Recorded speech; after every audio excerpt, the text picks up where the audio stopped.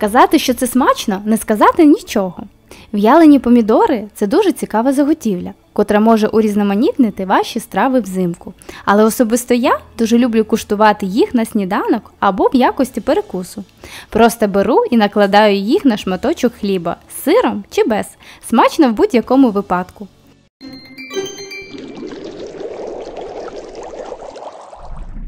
Для приготування нам знадобляться такі продукти. Ви можете брати всі прянощі в сушеному вигляді, але я використовую сушений базилік. Розмарин і тим'ян беру свіжими. Часник за бажанням також можете додати у сушеному вигляді. А тепер покроково. Саме так я роблю вже не перший рік. Беремо помідори, обов'язково м'ясисті. Сорт сливка – саме воно. Розрізаємо на 2 чи 4 частини, в залежності від розміру овочів. Обов'язково видаляємо м'яку серединку, але не викидаємо. Все пустимо у хід, але трохи пізніше. До речі, кому цікаво дізнатися, які помилки можна допустити при зав'ялюванні помідорів, переходь за посиланням на екрані. Самі помідори викладаємо на лоток від сушарки. А ще я зробила експеримент і зав'ялила помідори у духовці. Якщо цікавить цей процес і результат, переходь за посиланням на екрані. Помідори присипаємо сіллю, цукром та сушеним базиліком. Враховуйте те, що маса овочів зменшиться у 10-12 разів, тому додавайте спеції і прянощі в міру.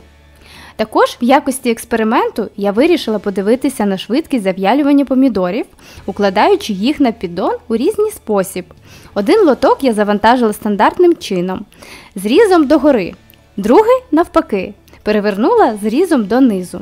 Все одночасно поклала до сушарки. Виставила температуру сушіння 70 градусів. А також я зав'ялила сливи, заготівля для гурманів. Мені дуже зайшло. Посилання на цей ролик зараз на екрані. Продовжуємо. Поки томати томляться у сушарці, займемося м'якоттю. Вона вже деякий час постояла у ситі, тому в чашу потрапило чимало рідини. Проціжений сік в мене вийшло 600 мл, виливаємо у сотейник. Додаємо сіль та цукор. Доводимо до кипіння, наливаємо у банку та закорковуємо. Такий сік обожнює мій чоловік. А я люблю сік із зернятками. Його зазвичай виходить у 2 рази більше.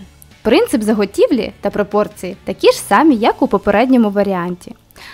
Ось таке безвідходне виробництво вийшло у нас в результаті. Пройшло приблизно 12 годин. Показую вам результат експерименту. Як бачите, особливої різниці в даних підходах немає. Тому висновок. Варто викладати помідори класичним варіантом, зрізом догори. Пройшло ще 15 годин, і більшу частину помідорів можна було діставати з сушарки. Ще один важливий момент. Як розпізнати, що помідори зав'ялилися? Показую наочно. Ось ця половинка не блищить і при натисканні не виділяє рідину. А це явна ознака того, що вся зайва волога випарувалася. Але одночасно помідорка має бути еластичною, а не задерев'янілою. Друга половинка потребує досушування. Самі бачите чому. А ти що, ще не підписався на Кукіш? Тисни на підписку та про лайк не забудь. Мені буде дуже приємно. А тобі цікаво. Обіцяю. Коли всі помідори досушені, приступаємо до укладання їх у банку. Але до цього заздалегідь наріжте часник тонкими скибочками та помийте і підсушіть від вологи зелень. Беремо чисті баночки. Неодноразово чула, що для цієї заготівлі не обов'язково стерилізувати тару, але я стерилізую. На дно банки наливаємо трохи олії, укладаємо шар томатів, далі шар часнику.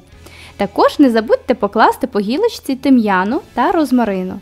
Ці прянощі після настоювання додають заготівлі особливого смаку. Щодо олій, я віддаю перевагу заливати в'ялені томати оливковою олією.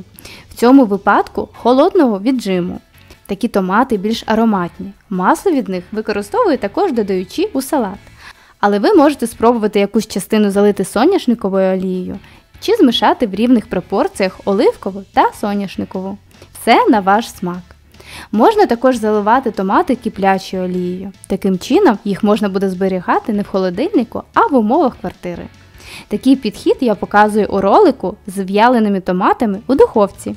В'ялені томати залиті холодною олією. Треба зберігати у холодильнику. На цьому в мене все. Побачимося у наступному сюжеті.